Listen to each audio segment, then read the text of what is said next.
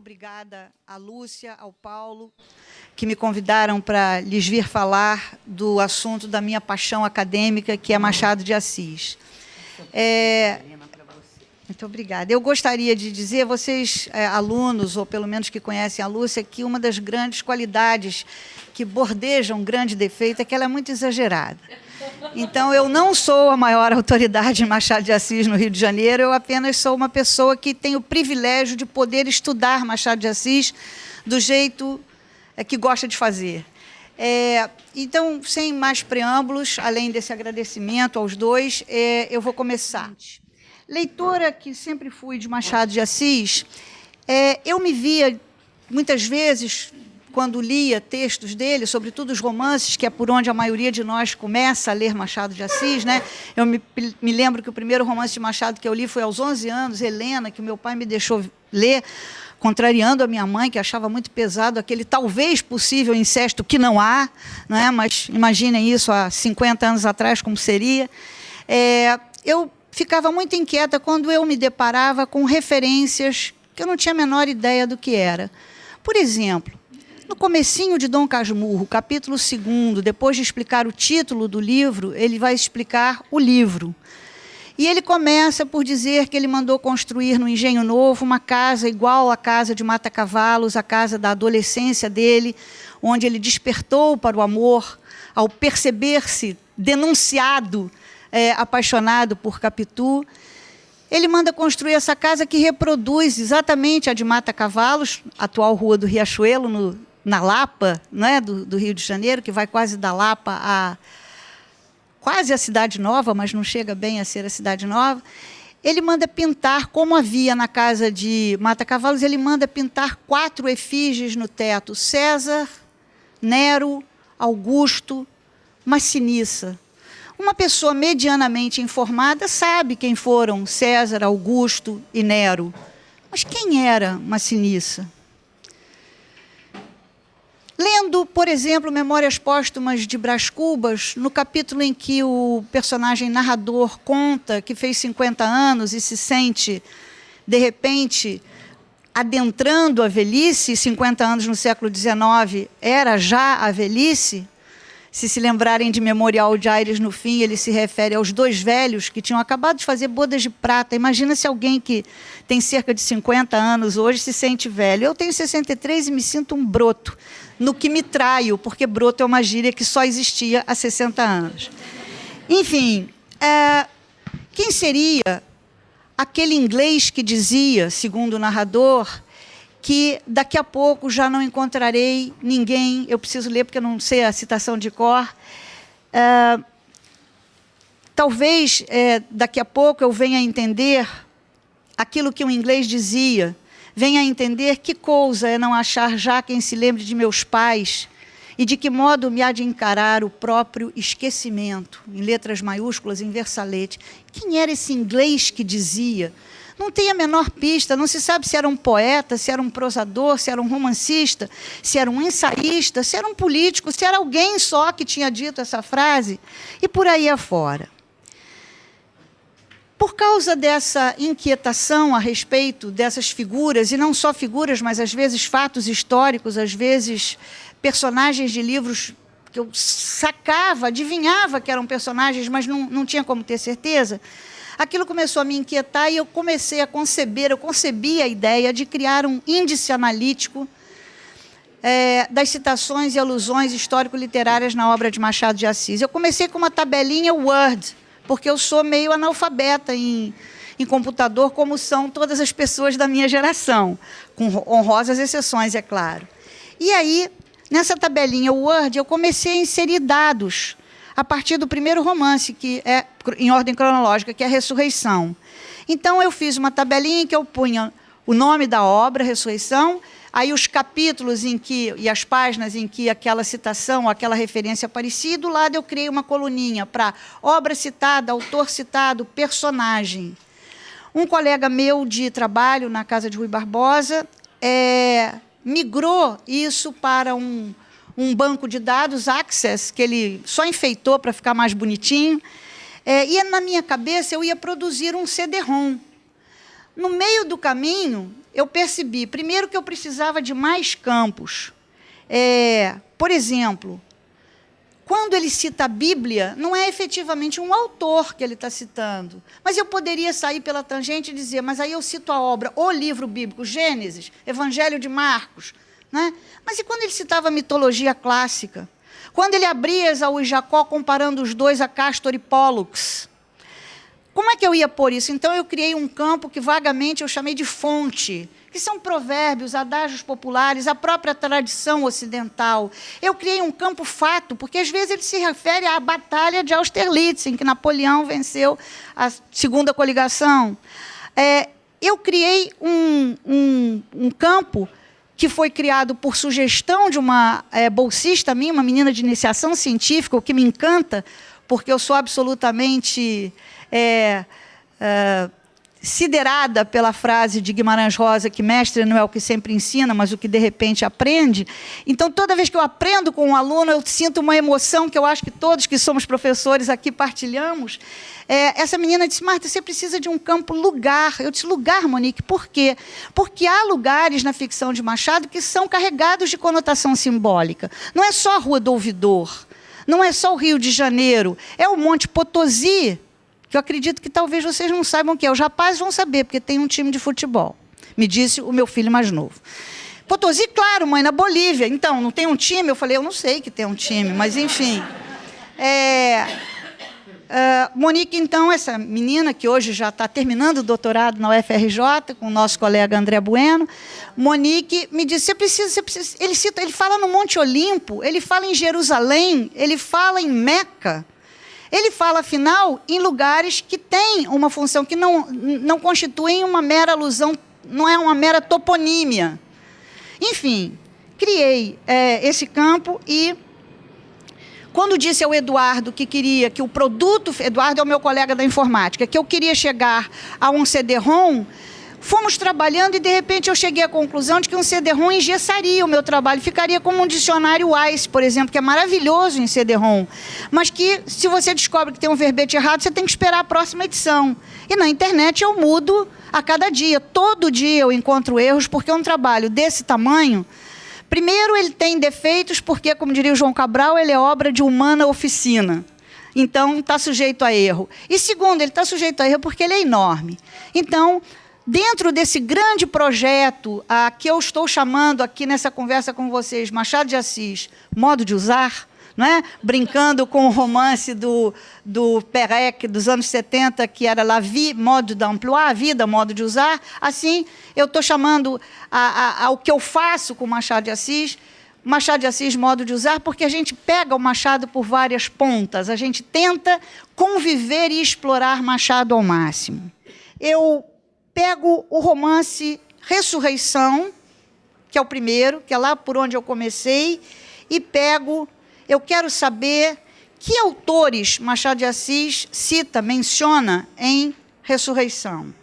Eu seleciono autor, reparem, os campos estão todos aqui. Autor, personagem, fonte, fato ou período histórico, obra citada ou mencionada, com seu título em português e o seu título no original, lugar, instituição, porque ele pode estar citando a igreja, por exemplo. É uma instituição e precisa, dada a importância da Igreja Católica no século XIX brasileiro, não podia ignorar a igreja. E trecho da obra, entre parênteses, contém, que acontece muito, a pessoa diz, meu Deus, eu sei que ele disse isso, que tem essa palavra. Eu posso, quando eu não sei o que eu quero pesquisar, eu posso simplesmente, por exemplo, digitar a palavra esquecimento. Lembram que eu falei do inglês que dizia que já não haverá ninguém que lembre sequer dos seus pais, que ele está tão velho que todos que conheciam os pais... Eu posso digitar esse esquecimento e, se tiver indexada nesse índice, ela vai me levar até a citação precisa.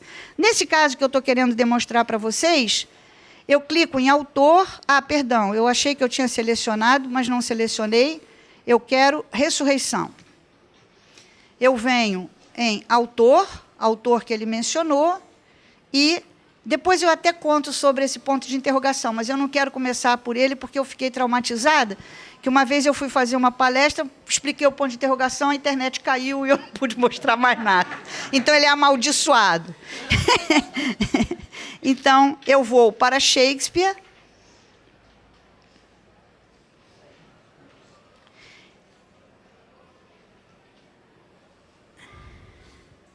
E vocês veem que ele foi para o ponto de interrogação, só para me contrariar. Vamos ver se é a maldição do ponto de interrogação. Já que foi... Mas não vai sair do ar, não. Não vai sair do ar, não. Vamos lá. A maneira de... Olha aqui. Vocês estão vendo que tem Shakespeare com asterisco e Shakespeare sem asterisco? Eu vou começar com o Shakespeare sem asterisco. Vou clicar nele e vou pesquisar. E aí começa até com a própria advertência ao livro, quer dizer, é um paratexto de abertura do livro. Minha ideia ao escrever este livro foi pôr em ação aquele pensamento de Shakespeare: our doubts are traitors and make us lose the good we often might win by fearing to attempt. Eu não sei como eu ousei falar inglês na frente do David, mas vá lá. E aí eu tenho um campo um pouco abaixo, que eu deslizo através disso aqui. A citação é da peça Medida por Medida, cerca de 1604, de Shakespeare. Não está aí, já é um defeito, que viveu de 1564 a 1616, mas vai estar lá embaixo. A passagem está no ato 1, cena 4. Na primeira edição do romance, há uma nota de rodapé com a tradução da passagem, possivelmente feita pelo próprio Machado de Assis. São as nossas dúvidas uns traidores que nos fazem perder muita vez o bem que poderíamos obter, incutindo-nos o receio de o tentar. Depois, nas edições posteriores, ele tirou a tradução, como se ele já supusesse um leitor à altura de conhecer a passagem e tal. E aí tem as informações sobre Shakespeare bem sucintamente. No entanto, como eu lhes disse, eu tenho ali um Shakespeare com asterisco. No caso de Ressurreição, isso não vai fazer muita diferença para nós, porque a passagem é a mesma. Lá no fim do romance... Ah, não, que bom, não é. Tem mais de uma. Não adotou o método de Iago, que lhe parecia arriscado e pueril.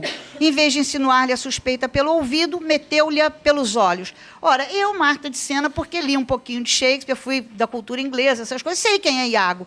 Mas o meu leitor de ensino médio, ou mesmo das primeiras séries da universidade, pode não saber Iago. Quem é Iago? Claro que hoje ele pode ir à internet e procurar Iago, mas se ele estiver lendo com esse programa aberto, ele vai chegar muito mais depressa e vai chegar à citação contextualizada. Não adotou o método de Iago, que lhe parecia arriscado e pueril, em vez de insinuar-lhe a suspeita pelo ouvido, meteu-lhe pelos olhos. Iago, já vem o erro? Tenho que corrigir, está vendo? Tem que falar lá com o meu informatinha, corrigir e ir lá com ele. Iago é a personagem pérfida e má da peça Otelo, o Moro de Veneza, cerca de 1604, e eu hoje já contesto essa data, porque eu já estudei mais e acho que ela é de 1601, que, usando palavras mentirosas e falsas, convence Otelo de que a mulher Desdémona, uma jovem da elite veneziana, o trai com seu melhor amigo, Cássio. Otelo enlouquece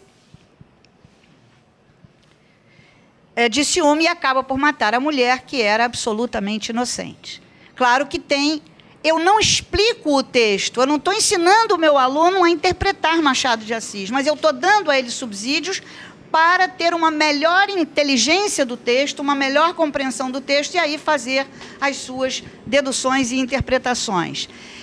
Por que tem o asterisco? Porque ele não mencionou o nome de Shakespeare explicitamente. Então, toda vez que vocês, ao utilizarem esse banco de dados que está disponível de maneira franca e aberta na internet, virem um autor ou um personagem com asterisco, por exemplo, ele diz assim, no meio de Quincas Borba, era velha questão, ser ou não ser. Eu sei que ele está aludindo a Hamlet, mas ele não está citando a personagem, não está citando a peça, não está citando o autor. Então, para uma entrada como essa, Hamlet vai estar com asterisco, Shakespeare vai estar com asterisco e Hamlet, entre aspas, ou em itálico, vai estar com asterisco, porque ele não citou, mas é claro que ele está fazendo uso de um consenso entre as pessoas letradas, não é, que sabem que aquilo diz respeito a Hamlet. Digamos agora, só para demonstrar um pouco melhor... De quanto tempo eu disponho, Lúcia? Olha, Que medo.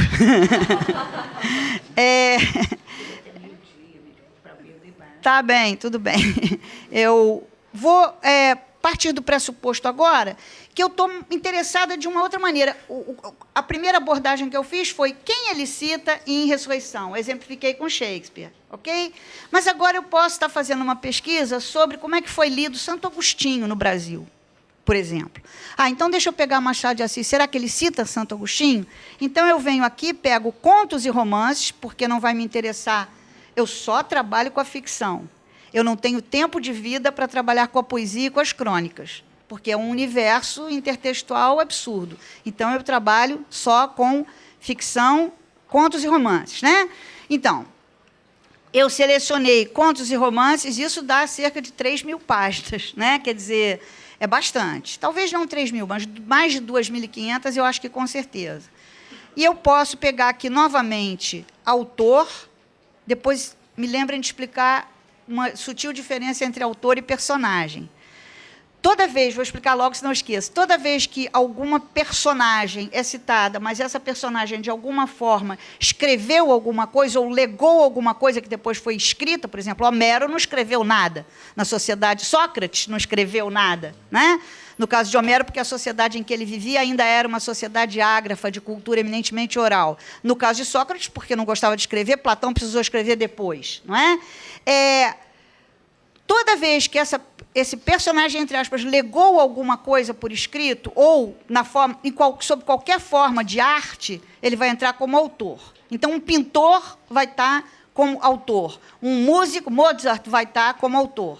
Só que, às vezes, ele fala daquela personagem, daquela pessoa, digamos assim, como personagem. Ele fala, em determinado conto, chamado Aurora Sem Dia, de Histórias da Meia-Noite, que é de 1873, ele fala num fulaninho que queria ser poeta e cujo padrinho com quem ele vivia fica desesperado, porque de poetas ele só conhecia o Camões e o Bocage, que viviam pelas ruas, morreram mendigos e viviam pelas ruas a espeitorar sonetos.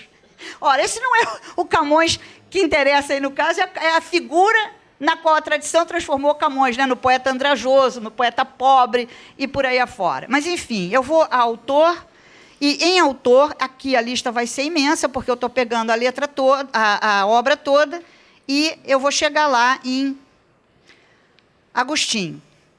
Reparem que ele também tem asterisco, tá? E aí eu vou abrir e vou ver que ele cita Santo Agostinho, pelo menos em Helena, em Quincas Borba, 2 vezes, 3 vezes, em Linha Reta e Linha Curva, e em Casa Velha. E ainda não chegamos ao fim de todos os contos, porque eu ainda estou agora trabalhando nos contos que ele só tinha publicado nos periódicos e só recentemente algumas editoras puseram em livro. E que estão, graças a Deus, e ao santo da tecnologia, já todos disponíveis na hemeroteca da Biblioteca Nacional, também com a hemeroteca digital, também com acesso livre. Então, eu posso pegar... Vou pegar essa, não sei qual é. Concordou que ele tinha graça. Estamos em Quincas Borba. Com certeza quis debicá-lo. Foi a Santo Agostinho, como iria a Santo Ambrósio, a Santo Hilário, e escreveu uma carta enigmática para confundi-lo, até voltar a rir-se do logro. Ora, não me lembro exatamente do contexto, capítulo 12, mas provavelmente é Quincas Borba homem brincando ou com Brás Cubas do romance anterior, ou já com Rubião, que depois vai ser aquela personagem central do romance que enlouquece, todo mundo sabe a história. Em Casa Velha, que é um conto grande, né? Amor non improbatur, escreveu o meu grande Santo Agostinho. A questão para ele é um padre, que é o narrador, é como para mim é que as criaturas sejam amadas e amem em Deus. É claro que eu não vou fazer uma explicação da passagem, mas eu vou traduzi-la, não é? Santo Agostinho, bispo de Hipona, depois de uma vida agitada, foi atraído à vida religiosa graças às prédicas de Santo Ambrósio, foi um dos doutores da Igreja Católica, autor de várias obras de vulto, deixou as célebres Confissões, em que narra os desregramentos da juventude e sua conversão ao cristianismo. O caput, a cabeça, não é, do capítulo 12 do livro 4 das Confissões, é exatamente Amor non improbatur. Santo Agostinho escrevia em latim, cuja tradução seria o amor não deve ser reprovado. No capítulo, Santo Agostinho exorta o cristão a amar as outras criaturas em Deus. Situei. O cara vai interpretar, o leitor vai interpretar como ele quiser. Bom, acho que já deu para vocês entenderem como é que funciona. Eu poderia procurar um autor somente em romances, posso fazer isso, ou somente em contos, que é o que eu estou... No capítulo não existe aqui. Existem só as personagens. Existe Cleópatra. Aqui ele compara a Conceição de Vista do Galo, por exemplo. As personagens da obra dele, não. É um índice de citações e referências histórico-literárias. Certo? Eu não vou dar... Não é um índice de personagens de Machado de Assis. Isso até já existe em papel, né? Que eu saiba, só em papel. Possivelmente já existe na internet, porque tudo existe na internet. Se eu voltar aqui e for para... novamente, citações e alusões e pedir contos, para atender a Lúcia, eu vou pedir personagem. Ah, meu Deus, desculpem, eu estou não sabendo usar a minha própria ferramenta. Eu posso clicar aqui em todos os contos, tá bom? Então, eu vou selecionar personagem, e agora ele vai ter também uma lista grande, porque são todos os contos. Vamos pegar esse Barão do... Quem sabe quem foi o Barão do Amazonas? Então, vamos nele. Barão do Amazonas. Eu também não sabia até fazer. David, por acaso, sabe? Não? Naquele tempo, ainda, o Barão do Amazonas não tinha salvo a independência das repúblicas platinas mediante a vitória de Riachuelo, nome com que depois a Câmara Municipal crismou a rua de Mata Cavalos. E eu juro que não foi de propósito. E aí... hein? Caímos de banda na Capitu. A vitória naval de Riachuelo, durante a Guerra do Paraguai, se deu em 11 de junho de 1865, sob o comando do almirante Barroso, Francisco Manuel Barroso da Silva, que, por causa dessa vitória, recebeu o título de Barão do Amazonas, nome do cruzador que comandou na batalha. A Guerra do Paraguai durou de 1865 a 1870. Os aliados eram Brasil, Argentina e Uruguai, que se uniram no que ficou conhecido como Tríplice Aliança. O inimigo, faltou dizer, vencido, era o Paraguai. Certo? E por aí afora. Como eu falei em fonte, só para dar uma ideia a vocês, eu vou lá de novo e peço também em todos os contos e romances, só para vocês... Eu acho que talvez levarem um susto. Muitas vezes, Machado é acusado de ser um escritor alienado, que não se engaja, né, que não fala do próprio país, da história do país. Deixa eu só dizer a vocês, La Rochefoucauld, que é um autor dos preferidos do Machado, diz que aquilo que rege o ser humano é o amor próprio, né, l'amour de soi, o amor de si mesmo, né? E eu concordo, eu sou uma machadiana e uma La Rochefoucauldiana. Mas eu acho que, apesar de ser esse o traço mais marcante, mais comum a nós todos, enquanto seres humanos, esse site tem um traço generoso, porque esse é um site que disponibiliza Machado sob vários aspectos para todo mundo. Eu costumo brincar com os meus bolsistas que trabalham comigo nisso, bolsistas de iniciação científica, que a gente tem que imaginar que há um menino no Acre, e não é preconceito contra o Acre, é o fato de que o Acre é o que há de mais remoto na minha imaginação topográfica do Brasil. Há um menino no Acre que tem que estudar Machado de Assis para o vestibular, a escola dá o livro a ele, mas a escola não tem, é pobre, não tem obra de referência, mas computador ela tem. Acesso à internet ela tem. E eu sei que tem, porque uma amiga minha, que Lúcia conhece bem, Maria Cristina de Mota Maia, foi dar um curso de capacitação de docentes de língua portuguesa no Tocantins. Entre as alunas professoras havia uma índia, não sei de que tribo, e, no fim, a índia veio para ela e disse: professora, a senhora me dá o seu e-mail? E a Cristina disse que não pôde reprimir uma cara de surpresa, porque não esperava. E aí a menina que estava com o filhinho no colo, amamentando, disse: na minha oca tem internet, professora. Então, o menino do Acre tem, ou pelo menos a escola dele tem. Então, esse menino do Acre tem que ser contemplado, exatamente, tem que ser capaz, tem que ser... É preciso que ele seja facultada a possibilidade de compreender, de ler e compreender Machado o melhor possível, porque ele é um autor que nunca se compreende de todo. E, se compreendesse de todo, na minha opinião, perderia a graça. Eu comecei pelo amor próprio, fui à generosidade e volto ao amor próprio. Eu não faço porque é generoso, eu faço porque eu adoro. Então, é sempre l'amour de soi. né? É sempre o amor próprio. Só que, quando eu ia fazendo essa pesquisa, eu cheguei à conclusão de que havia muitas informações no texto machadiano que não eram alusões histórico-literárias, mas que demandavam explicação. As minhas bolsistas começavam por dizer: Marta, mas eu não sei o que é isso, o menino do Acre também não vai saber.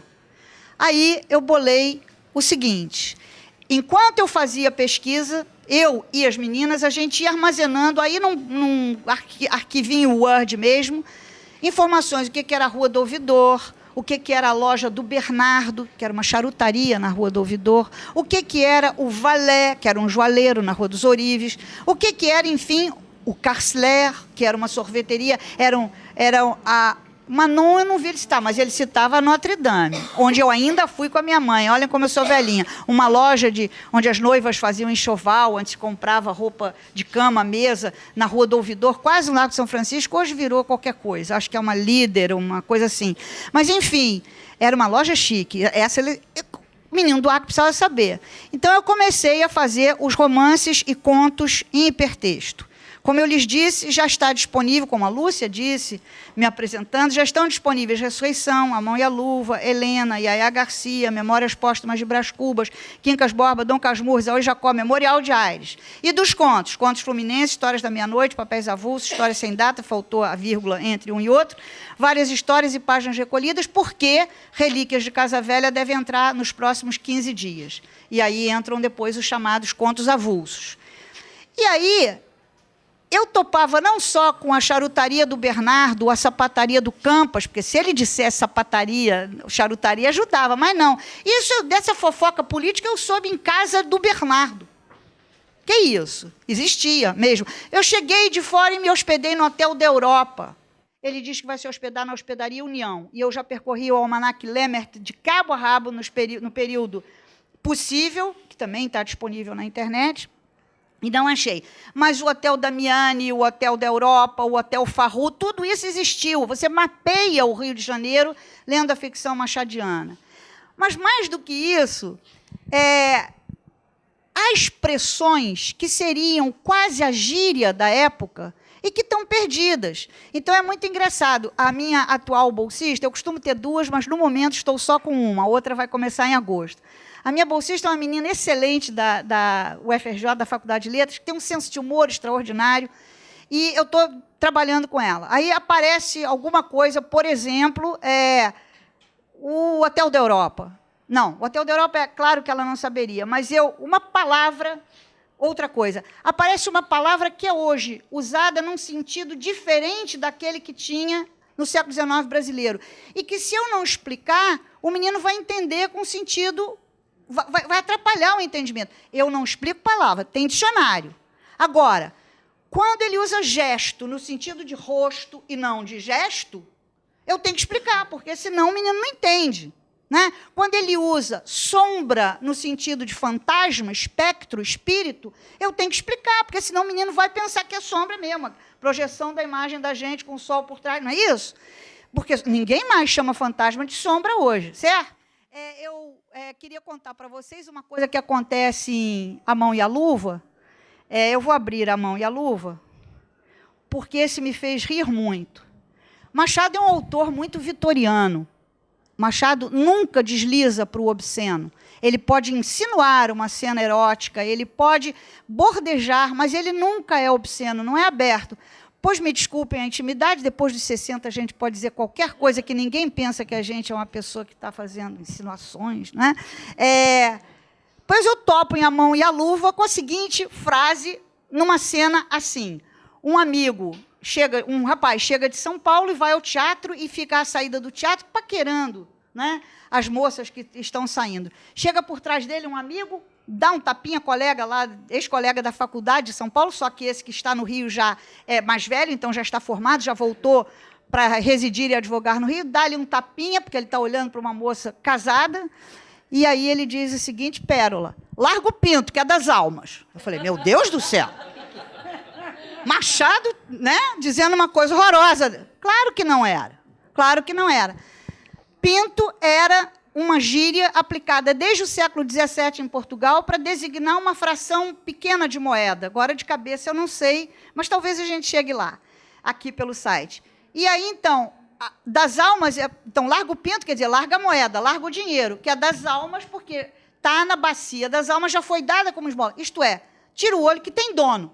É isso que ele está dizendo. Vocês sabiam? Se eu não explicar, você lê e diz, não, se você tiver uma mente muito suja, você pensa que alguma coisa que não é.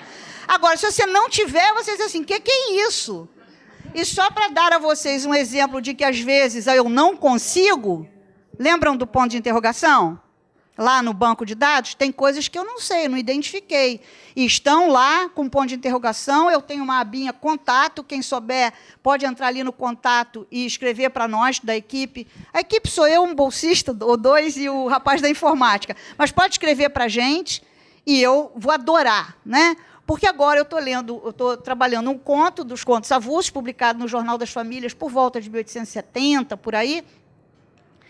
E aí a história, o conto se chama O Rei dos Caiporas. E conta a história de um sujeito que era azaradíssimo, azarentíssimo, tudo dava errado para ele, até que um dia, desculpem, porque é engraçado, caiu minha bicha em casa. Ganhei o bilhete sorteado. O meu bilhete estava sorteado. Eu já fui a todos as possibilidades de internet, aos dicionários de época, para ver se bicha, que em Portugal ainda significa fila, né? Que no Brasil do século XIX, início do século XX, podia se referir a um brinco anguiforme, em forma de serpente. Me lembro da minha tia, que, se fosse viva hoje, teria 95 anos. Né? A minha tia, nos anos 50, 60, ainda dizia, como uma coisa normal, e fulano deu um presente lindo à mulher, umas bichas lindas. Eu ficava, porque bicha, para mim, não era aquilo. Né? E não é nem uma coisa nem outra, nem é o brinco, nem é a fila, nem é a gíria atual brasileira, que a gente não precisa esclarecer. Então, não é verme. E o que é, então, caiu minha bicha em casa? Se alguém tiver uma avó portuguesa viva, por favor, pergunta. Talvez ela saiba.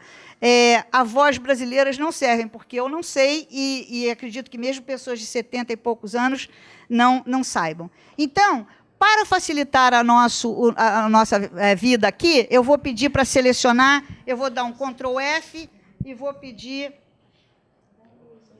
É das Almas. Está aí. Larga o pinto que é das almas. Estevão voltou-se. Quando você passa o mouse em cima, você vai ter a explicação. Desculpe um pouquinho, deixa eu subir. A expressão larga o pinto, que é das almas, significa aproximadamente para de olhar, porque já tem dono.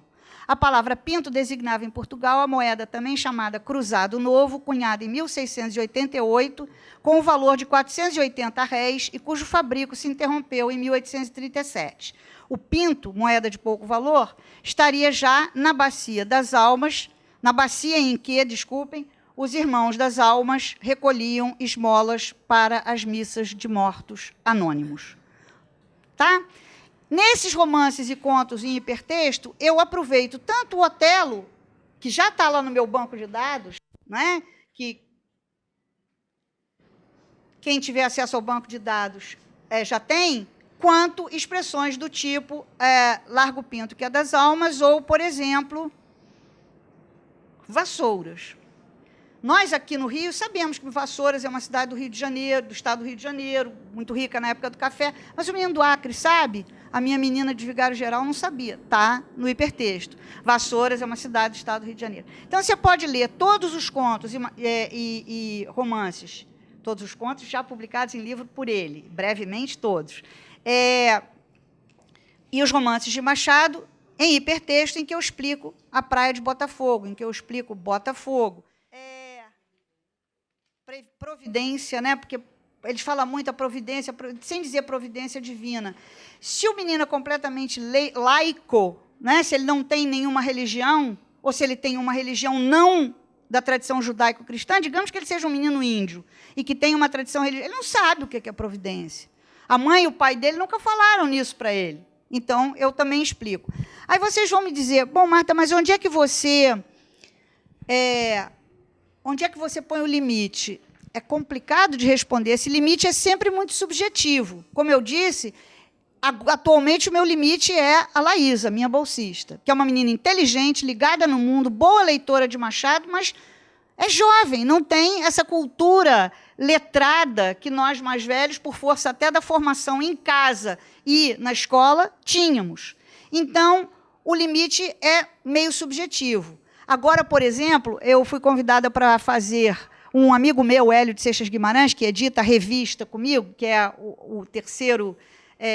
a terceira vertente desse site, foi convidado para preparar para a Companhia das Letras Penguin, sabem? Aquela ediçãozinha nova em que tem saindo vários livros, o Memórias Póstumas de Brás Cubas. Foi convidado para fazer a edição e preparar as notas, e muito generosamente disse, não, as notas tem quem faça melhor que eu queria convidar a Marta de Sena. E a Companhia das Letras, para minha surpresa, topou. Então, uma edição da Companhia das Letras é uma edição comercial, não vou poder encher de notas. Aí vai ser uma dureza para eu escolher em Memórias Póstumas de Brás Cubas o que fica e o que não fica. Essa devoção, esse devotamento que eu tenho tido nos últimos 10 anos a esse trabalho com o Machado, me retira um pouco da cena crítica, porque eu não tenho tempo de pensar muita coisa original sobre Machado se eu estou tão atenta ao texto. Mas eu acho, coitadinha de mim, eu acho que não. Eu acho que é uma astúcia minha, porque esse tipo de trabalho que eu faço me obriga a um convívio diário com Machado. E isso é uma maravilha. Agora, é claro que o que me dá real prazer, o que me dá gosto, é quando eu consigo, a partir de uma citação, perceber uma citação como estratégia narrativa. Perceber a citação como uma utilização retórica que faz com que aquilo ganhe sentido dentro da obra. E em Machado você tem, eu acho até que posso dizer em igual número, as gratuitas e as absolutamente pertinentes. As gratuitas mais no início da carreira, quando ele ainda precisava ostentar uma cultura, porque ele não tinha educação formal, todos sabem, Machado era um menino de classe média muito baixa, sem acesso à escolaridade, ao que se saiba, regular, não fez curso superior. Então, quando ele começa a escrever, ele precisa mostrar que ele tem uma carta na mão, um diploma na mão, que é o diploma do imenso universo de leitura que ele tem. O que acontece a partir dessa constatação? É que, no começo da obra, as citações são só uma coisa de que ele mesmo fala em Brás Cubas, o troco miúdo da conversa de salão. Ele diz que, o Brás Cubas diz que voltou de Coimbra, não tendo na cabeça todo o ensinamento jurídico que ele poderia ter auferido por estudar em Coimbra, mas sim uma frase de Virgílio, duas de Horácio, o troco miúdo da conversação de salão. À medida que a obra vai progredindo, no entanto, as citações quase sempre são funcionais. Elas estão ali porque elas têm uma função da narrativa.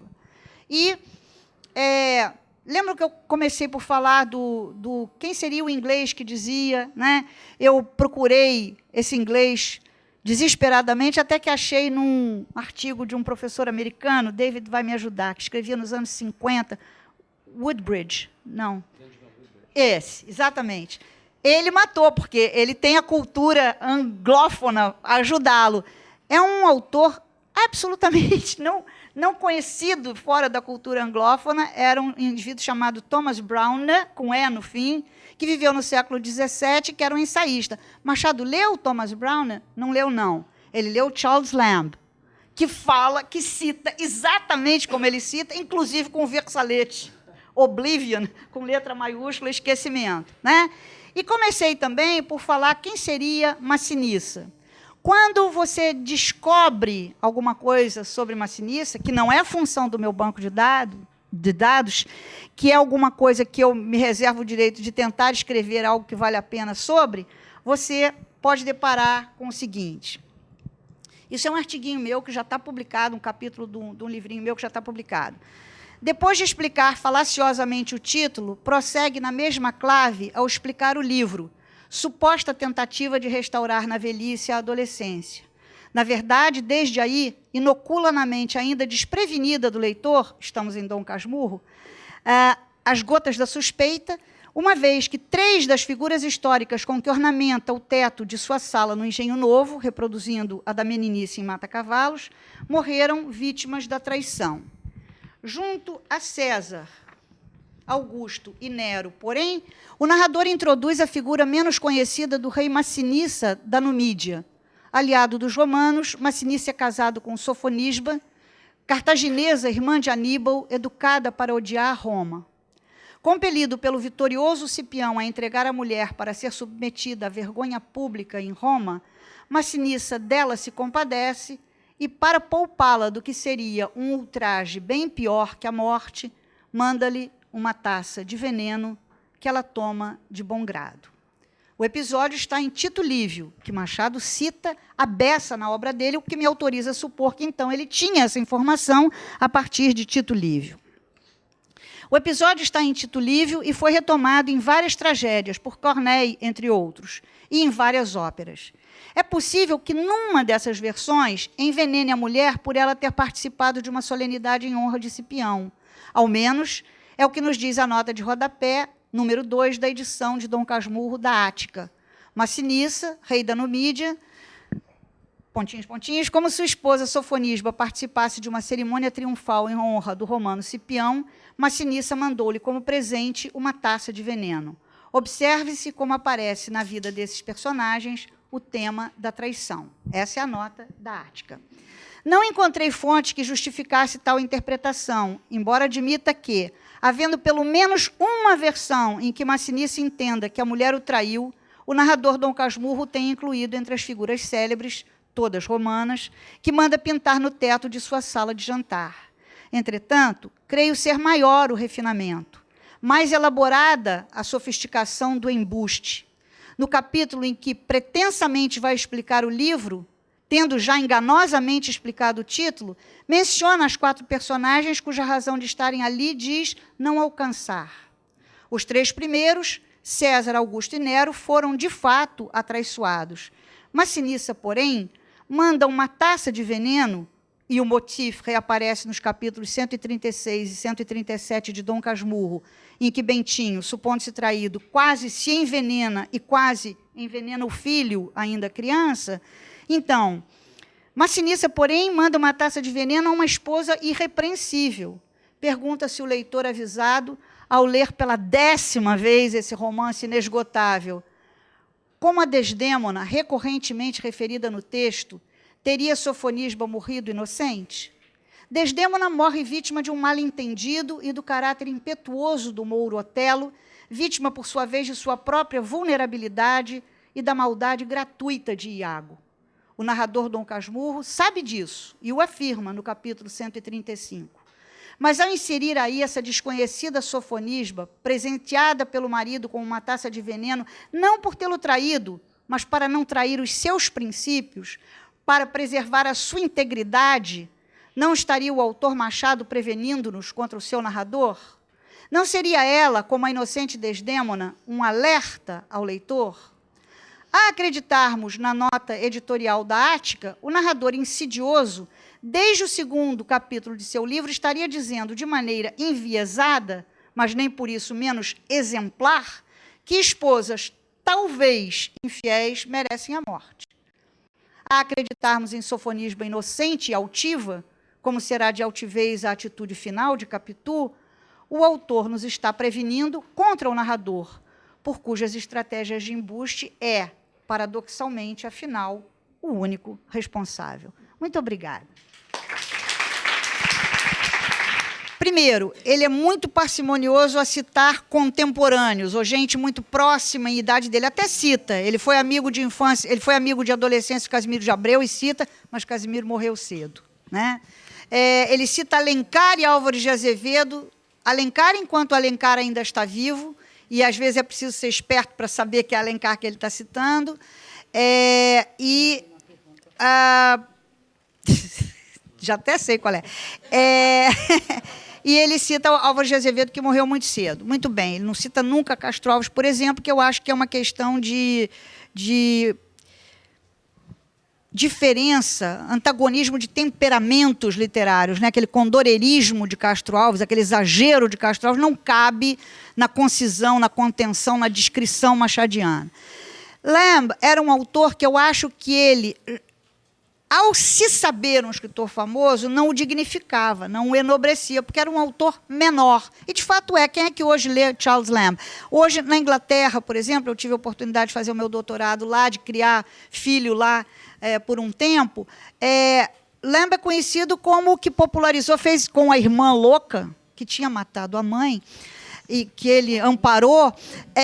Lamb editou com a irmã Shakespeare para crianças. Então, é por isso que Lamb é lido hoje. Então, na minha opinião, ele não cita, ele expurga por isso.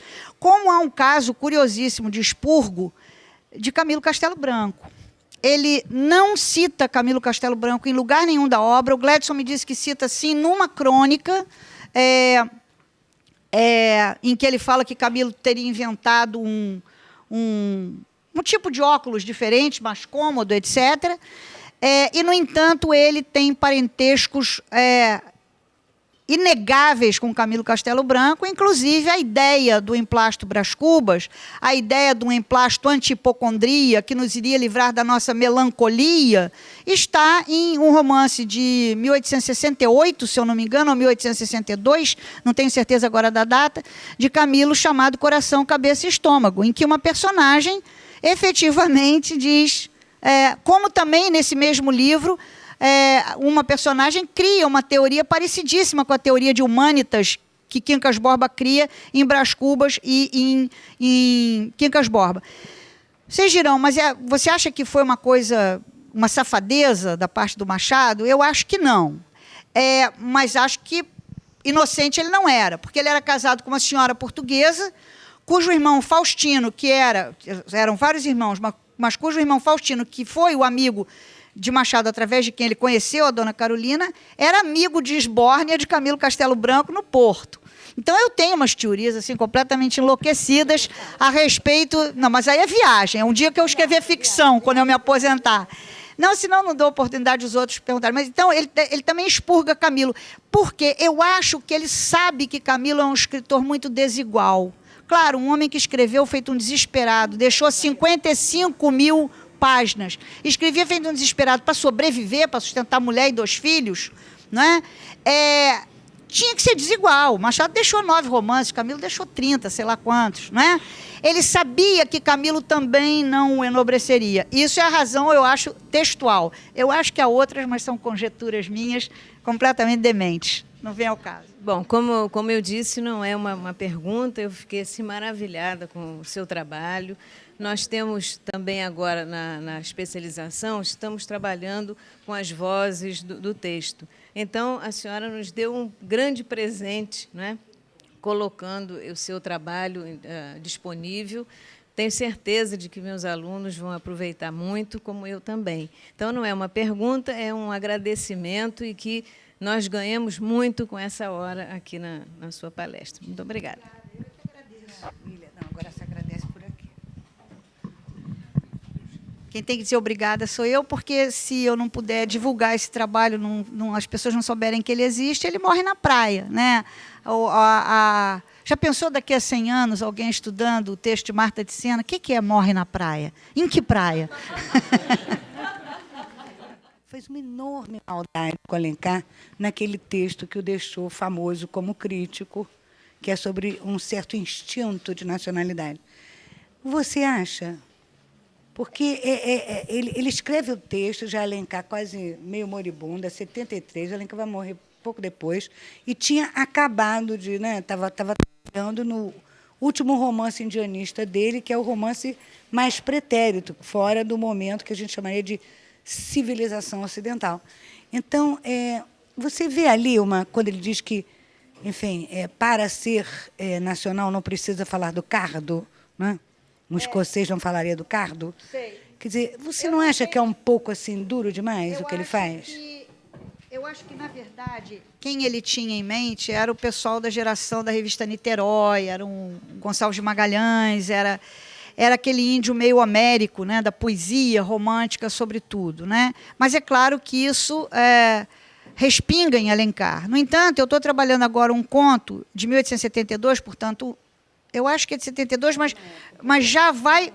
Não, pois é, mas esse conto ele é publicado em outubro, novembro, dezembro de 72 e janeiro de 73, o mesmo ano do Instinto, tá? E ele fala o fulaninho, o personagem do conto, né? Gostava como um amigo meu de olhar os pés das moças quando as moças subiam. E é claro que ele está fazendo uma referência à pata da gazela. Acho que a atitude de Machado com relação a Alencar é uma atitude ambígua. Eu acho que é uma atitude de admiração prudente. Não diz assim com essas palavras reles que eu vou usar, mas você, que é o melhor crítico que a gente tem na atualidade, receba Castro Alves e o Oriente. E Machado escreve depois também uma carta aberta pelo jornal, em que ele diz: a sua carta é mais que uma apresentação, é uma sagração, ou uma consagração. Mas reparem, também Alencar não tinha sido um pouquinho mal ao se referir a ele apenas como crítico? O teu papel é esse aqui, Machado, fica na tua. Né? O romance, né? Ele nem menciona tudo bem que Machado ainda não tinha publicado em livro nenhuma peça ficcional, mas era o autor das Crisálidas, um livro de poemas que foi saudado aqui em Além-Mar. Então, eu acho que a relação dos dois era, de parte a parte, uma relação ambígua, né? Porque que ele tenta resgatar quando Alencar morre, quando ele diz que não entende como a banalidade da morte podia ter atingido alguém como Alencar. Mas aí Alencar já estava morto, não competia mais. E depois, pesquisando Alencar, e aí eu também te peço, ele não faz, Machado, uma referência a um personagem de Alencar que é um antecessor do José Dias, que é um agregado. Eu já não me recordo mais, mas está lá naquele meu Solidão Tropical. Eu te mando um e-mail. Mas é assim, é um texto, um capítulo que eu digo nem compadre, nem parente, nem cunhado. Em que é o próprio agregado, quer dizer, e o Roberto dizendo que pela primeira vez surge na literatura brasileira o agregado com o Machado. Non è vero. Quer dizer, então, alusões, quer dizer, Alencar tinha chegado a questões importantes que Machado também reaproveita, porque se no Brasil de hoje o Acre, né, recebeu o computador, ou a menina da Oca tem um computador, deve ter Wi-Fi, imagina a diferença, e nem tanto tempo foi passado assim de que o computador chegou aqui, né? Você imagina, naquele momento em que você vira Brasil, Reino Unido, Portugal, daqui a pouco já está independente aos trambolhos, mas, enfim, isso provoca um volume de informação novo. Quer dizer, o Alencar começa muito antes, o Machado ainda está nas fraldas, não é? Quando o Alencar manda aquela carta do Castro Alves.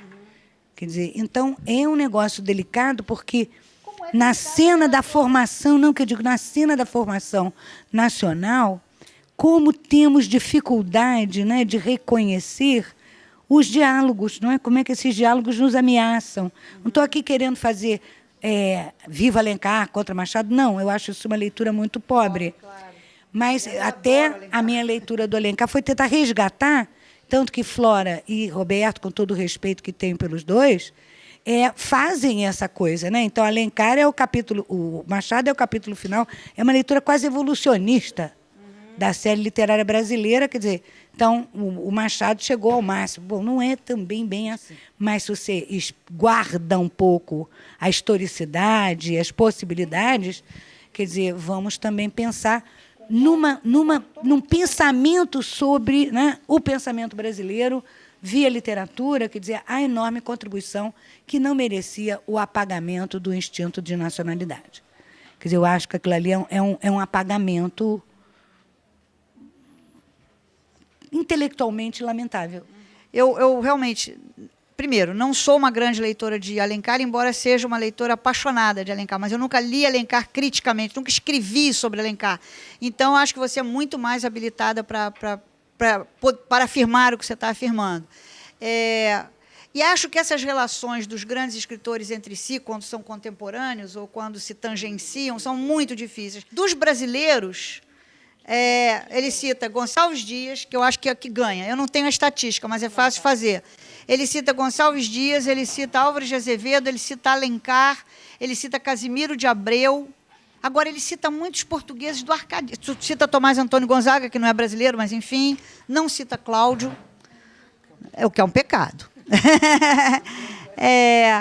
Enfim, dos portugueses, ele cita uns poetas menores do arcadismo, mas que ele usa muito a proveito seu. Na teoria do medalhão, ele, por exemplo, diz assim, o pai está falando com o Janjão, que fez 21 anos, e o pai dá uma lição de vida que vale pelo príncipe de Maquiavel, né, porque está ensinando um certo cinismo, um certo pragmatismo calhorda ao filho, né? E lá pelas tantas ele diz assim, você não deve fazer como a costureira esperta e afreguesada, como diz um clássico, que quanto mais pano tem, mais poupa o corte. Isso me deu um trabalho danado para achar. Eu fui achar porque, graças à internet, já há vários livros da Biblioteca Nacional de Lisboa digitalizados. Então, eu, através do Google Books, cheguei.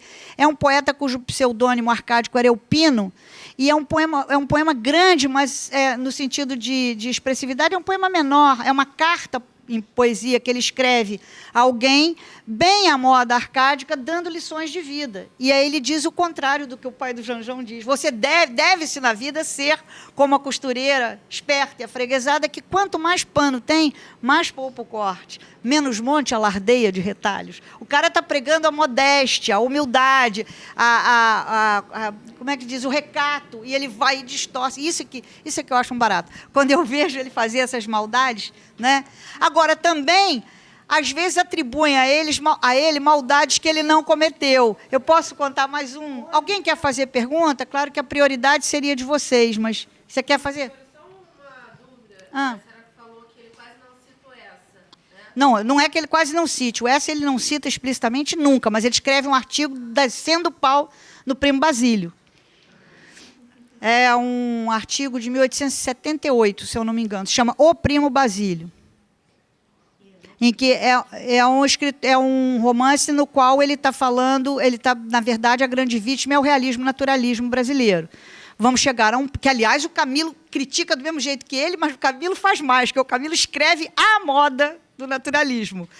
Eu vou provar que sei escrever, ele diz no prefácio, vou provar que sei escrever assim. Ele escreve um livro chamado A Brasileira de Prazins, que é delicioso, e outro chamado Eusébio Macário, acho que é esse o nome, que são romances naturalistas daquilo que tem de pior, mas muito engraçado, porque você sente o tom paródico. A Uessa ele não cita. Depois, quando Uessa morre, né, morreu o melhor de nós. Aí já pode. Já pode.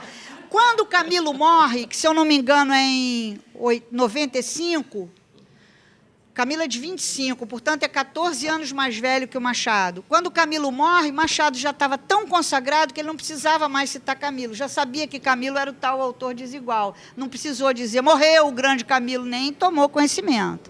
E Camilo tem uma morte comovente, né? Vocês sabem.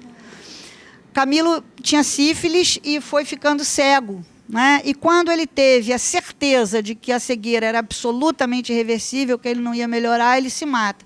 Ele recebe o médico em casa, a mulher, quando vai acompanhar o médico até a porta, ele dá um tiro de pistola no escritório da casa dele, em São Miguel de Seide, perto do Porto. E aí eu tive a oportunidade de fazer uma visita a essa casa, porque eu já gosto dessas coisas. Fiz uma viagem, David, que eu fui à casa do Sterne, na Inglaterra, a casa do Essa, que não era bem do Essa, mas não vou contar essa história, e a casa do Camilo. E tive a sorte de ser ciceroneada na casa por um funcionário do conselho ali, da prefeitura municipal de Vila Nova de Famalicão. Eu adoro os nomes das cidadezinhas portuguesas. E o rapaz me disse essa coisa que eu fiquei comovida, eu acho que vai comover vocês também. Diz que veio uma mulher lá, chefona dos museus portugueses, né? E aí disse, é preciso mandar restaurar este espelho está cheio de defeitos. Disse, não se pode, este espelho assistiu à morte de Camilo. Isso é lindo, isso é uma devoção, não é? Mas é uma devoção, como é que vai tocar, como é que vai modificar aquele objeto, aquele utensílio que presenciou o suicídio de Camilo, né? Mas Machado não deu bola para ele nem com essa morte heróica, assim. Mas eu ia contar dos erros, não é? Das maldades que ele não praticou. Pois é, mas maldade que ele não praticou, e por essa minha ótica, sempre usando as citações, né? em Memórias Póstumas de Brás Cubas, no capítulo do delírio, né?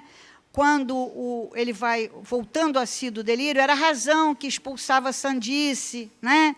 Como Orgon, como Tartuffe a Orgon, se referindo ao Molière, né? A peça Tartuffe, em que o indivíduo mau caráter, chamado Tartuffe, hipócrita, santarrão, metido a muito católico e tal, meio que toma a psique do dono da casa, se hospeda na casa e acaba tomando a casa, né? E está de olho na filha, enfim. Aquelas coisas de Molière deliciosas. E aí o Machado cita e diz assim, a razão chegava e dizia la maison est à moi, c'est à vous d'en sortir. E aí o Gilberto Passos, por exemplo, que é um grande professor da USP, né, que tem 3 livros sobre a presença francesa na obra de Machado, diz, olha que maravilha, nem o tradutor francês percebeu, ele criou um alexandrino tão perfeito em francês que nem o tradutor percebeu que ele errou. Na verdade, ele está acoplando 2 versos de Machado, de Molière, num só, porque o que se diz é c'est à vous dans... La maison est à moi, je le ferai connaître, c'est à vous d'en sortir, vous que parlez en maître. Quer dizer, é outra coisa, embora a ideia seja a mesma. Só que essa frase, la maison est à moi, c'est à vous d'en sortir, que ele usa no Memórias Póstumas de Brás Cubas, era moeda corrente na época. Eu achei 4 autores usando, sabe, essas citações que são deturpadas e que aí circulam?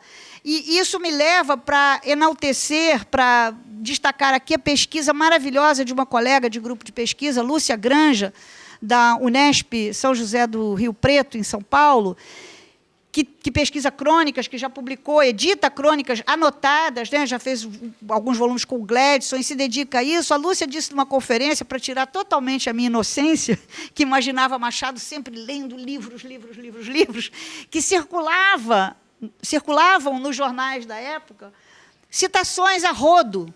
Citações, havia uma espécie de bolsa, essa expressão é minha, não da Lúcia, mas a ideia dela, eu faço questão de dizer, uma espécie de teorias do medalhão, exatamente. Uma espécie de bolsa de citações a que todos iam lá e sacavam, sem necessariamente ter lido a obra original. Então, ele cita isso, e eu achei em autores menores anteriores. Então, não foi um gesto intencional dele, Machado deturpou para aquele efeito. Não é, né? A gente, às vezes, por gostar muito de um autor, o mitifica. E isso não é verdade, né? Tem que ter um cuidado danado. A paixão cega. Nós encerramos amanhã. O professor David quer se despedir, quer dizer alguma coisa? Paulo quer falar alguma coisa? Só quero agradecer. Realmente é uma ferramenta não só útil, mas poética também, que todos podemos aproveitar para as nossas interpretações de Machado. Já dei dando mais sopradinhas, quer dizer, umas bolsas né? Casa de Rui Barbosa, que poderiam ser para a tradução desse site. Quem sabe o alcance também que isso não teria a disponibilizar. E eu ponho aqui, né? Você vai voltar com ele, vocês já podem começar a conversar sobre isso. Teses, não é? Para serem feitas sanduíchemente aqui, qualquer coisa assim, enfim. Sempre pesquisas, não é? Eu acho que pertencer ao grupo de pesquisa. Enfim, fica aqui a ideia de a gente continuar ampliando isso que já é enormemente amplo. Só para encerrar, eu gostaria imensamente de dizer do prazer aqui de rever a Marta depois de tantos anos, né? E dizer assim, o quanto você também foi importante aí nessa minha trajetória. Exatamente, porque aquele trabalhinho lá, que não, né, que acho que deu um trabalhinho que você orientou no doutorado, está no site e com uma homenagem a você, justificado, né, pela grande mestra que você foi e é.